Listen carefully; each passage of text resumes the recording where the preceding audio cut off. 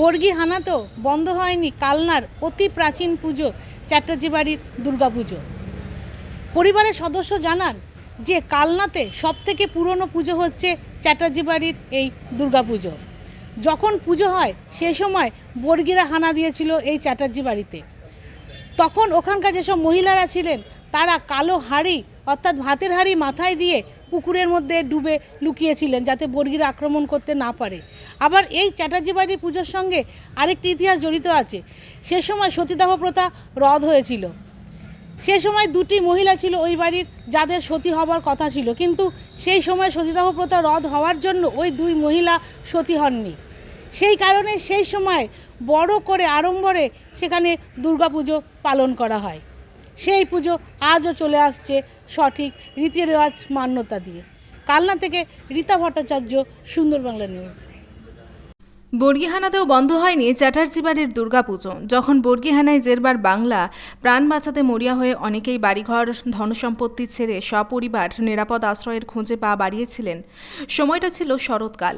সেবার বর্গী হামলার আশঙ্কায় বর্ধমান জেলার কাটোয়ার সকলেই আতঙ্কে সন্ত্রস্ত। তবুও অটুট ভক্তি ও আস্থা সম্বল করেই পারিবারিক দুর্গোৎসব বন্ধ না রাখার সিদ্ধান্ত নিল কালনার নৃপপল্লীর চট্টোপাধ্যায় পরিবার। রীতি মেনে শুরু হয় পুজো। তারপর হঠাৎ একদিন পুজোর রাতেই ঘটে বর্গী আক্রমণ। তখন বাড়ির মহিলারা কালো হাঁড়ি মাথায় নিয়ে বাড়ির পাশে পুকুরে লুকিয়েছিলেন। পুরুষরা গা ঢাকা দিয়েছিলেন আশেপাশে কোথাও। তবু দৈব কৃপায় কারো প্রাণহানি বা পুজোয় কোনো ক্ষয়ক্ষতি হয়নি। নির্বিঘ্নেই মিটেছিল সেবারের পুজো। পরিবারে প্রচলিত প্রথা অনুসারে পুজো করেন বাড়ির সদস্যরাই। এবারের পুজো ঠিক কোন সময় শুরু হয়েছিল বা কে শুরু করেছিলেন তা সঠিক জানা না গেলেও পুজোটি বর্তমানে চরণদাস চট্টোপাধ্যায়ের পুজো বলেই পরিচিত। পরিবারের এক সদস্য ঋত্বিক চট্টোপাধ্যায় বলেছিলেন, পুজোটি চরণদাস চট্টোপাধ্যায়ের মামা নগেন বন্দ্যোপাধ্যায়ের বাড়ির পুজো। নগেন বন্দ্যোপাধ্যায় ছিলেন নিঃসন্তান। এদিকে চরণদাস চট্টোপাধ্যায়ের বাবা মা তার বাল্যকালেই প্রয়াত হয়েছিলেন, তাই মামাই তাকে লালন পালন করে বড় করে তোলেন। মামার বাড়ি সূত্রে পাওয়া পুজোটি চরণদাস চট্টোপাধ্যায় বজায় রেখেছিলেন। অন্য একটি মতে আবার মনে করা হয় মাখন চট্টোপাধ্যায়ের হাতে এই পুজো শুরু হয়েছিল। পরবর্তীকালের একটি কাহিনী প্রচলিত আছে, সে সময়ে সদ্য সতীদাহ প্রথা রদ করে ইংরেজ সরকার। তার কল্যাণেই এই পরিবারের দুই বধূ অন্নবালা দেবী ও পূর্ণবালা দেবী সতী হওয়া থেকে বেঁচে গিয়েছিলেন। সেই খুশিতে পরিবারে প্রচলিত দুর্গোৎসব তারা সাড়ম্বরে পালন করেছিলেন। এই যে চ্যাটার্জি বাড়ির পুজো কত বছরের পুরনো পুজো, এবং শোনা যায় এই পুজোর সঙ্গে সতীদাহ প্রথা এবং বর্গী আক্রমণের কিছু সম্পর্ক আছে, সেটা কি? হ্যাঁ, প্রণাম, নমস্কার। কত বছরের পুরনো পুজো এটা ওইভাবে সঠিক বলা যাবে না, কিন্তু তৎকালীন সময়ে কালনার প্রাচীন পুজো হচ্ছে এই পুজোটি। সেটা লোকমুখে বলা শোনা হয়, এবং মূর্তির বিশেষত্ব মূর্তির বিশেষত্ব বা ওই নরসিংহ বা যেটা আছে সেটার ওপরে বলা যায়। আর এটা অনেক হাত বদলও হয়েছে এই পুজোটাতে, একজনের হাতেই বা একটা পরম্পরাতেই হয়েছে তা নয়, বিভিন্ন বদলের মাধ্যম দিয়ে চ্যাটার্জিদের হাতে এসে এখন এসেই পুজোটি চলছে। এই পুজো সতীদাহ প্রথা হচ্ছে অন্নবলা, আমার দাদু চরণদাস চট্টোপাধ্যায় পিতামহ, তার দিদিমা ছিলেন অন্নবালা দেবী এবং পূর্ণবালা দেবী নামে আরেকজন ছিলেন। এরা দুজনায় প্রথম সতী হয়নি তখন, যখন সতীদাহ প্রথা চলছে এই বাড়িতে, যখন এখানে সতীদাহ প্রথা রদ হওয়ার সময় চলছে, সেই সময় এই অন্নবালা এবং পূর্ণবালা দেবী প্রথম সতী হতে হয়নি, এবং তখন ওই বাড়িতে দুর্গাপুজো চলছিল, তখন তারা খুব মহাসমারোহে সেইবার দুর্গাপুজো করে। এছাড়া বর্গী আক্রমণের সময়, যেটা বলছিলেন জেঠু, বর্গী আক্রমণের সময় বাড়িতে দুর্গাপুজোর এক রাতে বর্গী আক্রমণ হয়, তখন বাড়ির মেয়েরা কালো হাঁড়ি মাথায় দিয়ে পুকুরে আশ্রয় নেয় এবং বাড়ির ছেলেরা গাছের ডালে বা বনে জঙ্গলে গিয়ে নিজেদের প্রাণ রক্ষা করেছিল। তো দেবীর কৃপায় বাড়ির পুজো কিন্তু নির্বিঘ্নেই সেবারেও হয়েছিল।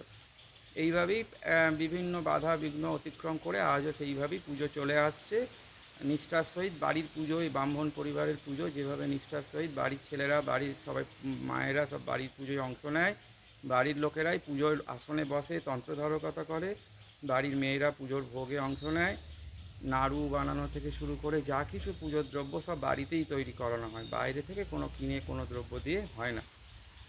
পুজোর ভোগ আমাদের মায়ের 3 দিন ধরেই অন্নভোগ হয়। আগে আমি ঠাকুমার কাছে শুনেছি এখানে মোষ বলি, আমাদের যেহেতু কালিকা পুরাণ মতে পুজো মানে তন্ত্র মতেই দুর্গা পুজো, এখানে আমাদের মোষ বলির একটা ব্যাপার ছিল। পরবর্তীতে পাঁঠা বলি হতো, সেইটা আস্তে আস্তে বিভিন্ন কারণে এখন এটা ফল বলিতে চলে এসছে। কিন্তু নবমীর দিন স্বামী সান্ন ভোগ মানে মাছের ভোগ দেবীকে উৎসর্গ করা হয়। আর সপ্তমী অষ্টমী নবমী 3 দিনই অর্চা চতুর্বিধ অন্নভোগ হয়। তার সঙ্গে 9 রকম ভাজা, পোড়ের ভাজা বলে একটা বিশেষ জিনিস হয়, যেটা কুমড়োকে বেসমে গুলে কুমড়ো বেসমে ডুবিয়ে একটা ভাজা, এটাকে পোড়ের ভাজা বলা হয়। এর সঙ্গে শুক্তো, ডাল, 2-3 রকমের তরকারি, চাটনি, পায়েস, দই, আমসত্ত্ব, পান। আর পান হচ্ছে যতবার ভোগ লাগে ততবার 10 কিলি করে 10টা করে পান দেওয়া হয়। যেহেতু 10 পুতুলে এখানে ঠাকুর দুর্গার সঙ্গে 10 জন দেবদেবী রয়েছেন, সেই হিসাবে 10টা করে পান। অন্নভোগ হয় ভোরবেলায় মঙ্গল আরতি, তার সঙ্গে বাল্যভোগ, তারপর মহাস্নান, তারপর ফলভোগের সঙ্গে আমাদের আবার বিভিন্ন শরবত দেওয়া হয়, যেমন হচ্ছে চিনি শরবত, লেবু শরবত, নারকেলের জল, এইগুলো দেওয়া, ডাবের জল, এসব দেওয়া হয়। এরপর দুপুরে অন্নভোগ, তারপর চণ্ডীপাঠ, আর সন্ধ্যেবেলায় ফলভোগ, তারপর রাতে শীতলভোগ সন্ধ্যা আরতির পর। এইভাবেই সারাদিন ধরে এই 3 দিন সেবা চলে, চণ্ডীপাঠ চলে, নরনারায়ণ সেবা হয়। দশমীর দিন আমাদের অন্নভোগ হয়, সেটা নারায়ণের ভোগ হয়, দেবীর আর হয় না। দেবীর সেদিনকে লুচি ভোগ, আর লুচি আর দধি কর্মা, চিড়ে দই কলা ভোগ হয়। আচ্ছা, ঠাকুর বিসর্জন কি কাঁধে? হ্যাঁ, আমাদের ঠাকুর কাঁধে করে 12 জন কাহার কাঁধে করে গঙ্গায় নিয়ে গিয়ে দেবীকে বিসর্জন দেয়। এটা পুরনো রীতি অনুযায়ী চলছে। আগে কার্বাইটের আলো দিয়ে, কোনো বৈদ্যুতিক আলো বা জেনারেটার এইসব নয়, কার্বাইটের আলো দিয়েই দেবীর সামনে দিয়ে সুসজ্জিত করে নিয়ে যাওয়া হতো। কিন্তু সময়ের সাথে সাথে ওগুলো অনেক অসুবিধার জন্য ওটাকে এখন বন্ধ করে, কিন্তু কাঁধে করে নিয়ে যাওয়ার রীতিটা আজও আছে। আর কৃষ্ণনগর থেকে ডাকে সাজ এনে দেবীকে সাজানো হয়। আমি শুনেছি আগে মাটির সাজ হতো, পরবর্তীতে প্রায় 70-80 বছর ধরে কৃষ্ণনগর থেকে ডাকের সাজ এনে সাজানো হওয়ার রীতিটা আজও চলছে। আপনার নাম? আমার নাম কিঙ্কর সোমেশ্বরানন্দ, আমি এই বাড়ির ছেলে।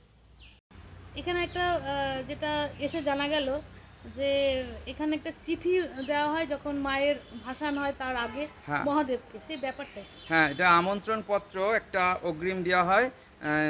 যখন দশমীতে সুতো কাটার আগে দেবীকে যখন প্রতিমাকে সুতো কেটে যখন ঘট চালনা করা হয়, তার আগে দেবীর বাম দিকের দেয়ালে সিঁদুর দিয়ে, গোলা সিঁদুরে বেল ডালে করে বাড়ির কোনো একজন প্রতিনিধি লিখে দেওয়া হয়। যে মন্ত্রটি এই মন্ত্রটি বইয়েতেও আছে, দেবীকে পাঠ করে শোনানো হয়। গচ্ছ গচ্ছ পরম স্থানং স্বস্থানং পরমেশ্বরী সংবৎসরে ব্যতীতেতু পুনরাগমনায়। ভোলানাথের উদ্দেশ্যে এই চিঠিটি লেখা হয়, যে বাড়ির যে কর্তা তিনি লিখছেন যে দেবীকে নিয়ে যাচ্ছ তুমি নিজের স্থানে ঠিক আছে, কিন্তু সাংবৎসরে সামনের বছর যেন পুনরায় আবার তাকে এই জায়গায় নিয়ে আসা হয়। এটা অগ্রিম একটা চিঠি লেখার রীতি, এটা আগাগোড়ায় আমাদের বাড়িতে আছে, এটা হয়ে আসছে। দশমীর দিন সুতো কাটার আগে এটা লিখে দেওয়া হয়, পরের বছরের জন্য আবার অগ্রিম আমন্ত্রণ দেওয়া হয় মা। আপনাদের বাড়ির দুর্গাপুজোর সঙ্গে বর্গী আক্রমণের কি সম্পর্ক আছে? বলছি, আমরা তো 1742 থেকে 45 পর্যন্ত হয়েছিল। তো তখন আমার পরম্পরায় যে বাবার দিদিমাদের কাছে শোনা যায় যে তখন এই গাঁইহাটে, ওর নাম কি যেন, ভাস্কর পণ্ডিত বর্গীদের সেনাপতির এখানে রাজা পত্তনিগেরি ছিল, ওদের থেকে সমস্ত এখানে লুটপাট করতো। এবং ওই গাঁইহাট থেকে উনি নৌকো করে এসে সিদ্ধেশ্বরী, ওখানে ঘোড়ার ঘাট আছে, ওখানে ঘোড়া বাঁধা থাকতো, ওই ঘোড়া করে নিয়ে ঘোড়ায় সব নেবে এরা আমাদের এই বাড়ির পাশ দিয়ে এসে সব গ্রামে গঞ্জে লুটপাট করতে যেত। বাড়িতে সোনা দানা যা থাকতো, টাকা পয়সা লুটপাট, চালের মধ্যে, তখন তো আর ব্যাংক ছিল না, হাঁড়ি চালের মধ্যে লুকিয়ে রাখতো। সেই চাল হাঁড়ি সব উল্টে দিয়ে সমস্ত সোনা দানা টাকা পয়সা সব লুট করতো। এই সময় যখন আমাদের বাড়ির পাশ দিয়ে রাস্তা দিয়ে এখান থেকে যেত, ঘোড়ার শব্দ শুনে তারা সব মেয়েরা বা এইখানে আমাদের পুজো দাঁড়ানোর পেছনে বনের জঙ্গলে একটা তেঁতুল পুকুর আছে, ওইখানে সব মেয়েরা গলা পর্যন্ত ওই মাটির হাঁড়ি, ও ভাতের হাঁড়ি ফেলে দিত, সেই হাঁড়ি মাথায় দিয়ে বসে থাকতো, পুরুষরা গাছে উঠে বসে থাকতো। তারপর এখান থেকে ঘরের ঢুকে তারা সব যা লুটপাট করে নিয়ে চলে যাওয়ার পর তারা ঘোড়া হিসেবে আবার গ্রামের দিকে গেলে ঘোড়ার শব্দ যখন মিলিয়ে যেত, তখন তারা গলা পুকুর থেকে উঠে আসতো, এসে গায়ে গা পরিষ্কার কাপড় টাপড় আছে, সে ঘরে ঘুষে দেখে যে সমস্ত সব লুটপাট হয়ে গেছে, ঘর ছিন্নমন্য হয়ে পড়ে আছে।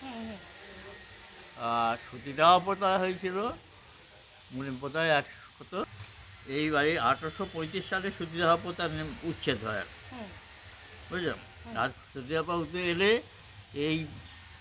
এই যে কাঁঠাল গাছটা আছে এর ওইখানে যে পুণ্যবালা আর অন্নবালা বলে দুই মহিলা, তাতে সতী হতে হয়নি, তার জন্য তারা বিধবা অবস্থায় ছিল এবং তারা প্রচুর উৎসব এইখানে সতী দেওয়ার পর এখানে তাদের প্রচুর সম্পত্তি ছিল, দিয়ে পুজো করেছিল। সেই সময় ওই পুজোটা হয়েছে।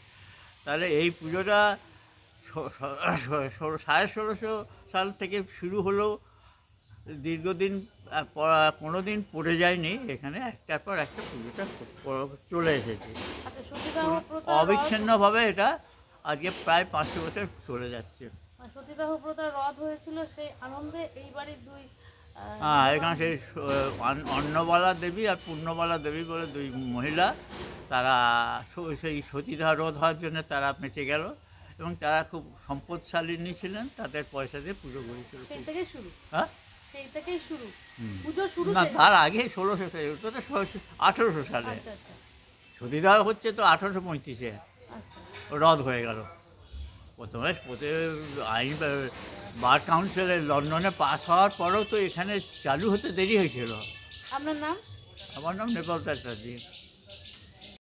এই যে আপনাদের বাড়ির যে এত বছরের একটা পুরনো পুজো, এই পুজো ঘিরে আপনারা পরিবারের লোকেরা কতটা আনন্দে মেতে ওঠেন এবং ঠাকুরের জন্য সেবায় কি কি আপনারা তৈরি করেন? আমরা ভোরবেলা উঠে মায়ের কাছে চান করে আসি। মায়ের প্রথমে বাল্যভোগ দেওয়া হয়, আমাদের হরি আরতি করে ভোরবেলায় মঙ্গল আরতি করে। তারপর আমরা নারায়ণ মহাদেব বিল্লবৃক্ষ এদের মানে এদের পুজোর আয়োজন করি। তারপর মা দুর্গার স্নানের জোগাড় করি। তারপরে আমরা মা দুর্গার মানে নৈবেদ্য করার জন্যে আয়োজন করি, ফলমা কোরানি। আমরা সপরিবারে মেয়েরা সবাই মানে ফল টল কাটি, নৈবেদ্য করি। আমার বৌমারাও করে, আমরাও করি। আর আমার মেজো ভাসুরের মেজো ছেলের বউ রান্নার দিকে আসে, আমরা আসি, ফুলজা আসে, সব রান্না ঠাকুরের ভোগের দিকে। আবার নৈবেদ্যের দিকেও অর্ধেক জনা থাকতে হয়, কখন কি দরকার হবে, কখন কি হবে, বৌমারা থাকে। কত বছর ধরে আপনি এই কাজ করছেন? আমার আজকে ধরো 65-67 বছর, 20 বছর বয়সে আমার বিয়ে হয়েছে। 21 বছরে আমি এখানে মায়ের কাজ করছি। মা মানে আমরা তো শাশুড়ি বলি না, আমরা মাই বলি। মায়ের সাথে সব কাজকর্ম করি। আমাদের শরীর খারাপ হতে বলে তোমরা ছুঁয়ো না, তোমরা ফুল বেলপাতা এনে দাও, তোমরা চন্দন ঘষো, এইসব করো। রীতা ভট্টাচার্যের রিপোর্ট, সুন্দর বাংলা নিউজ।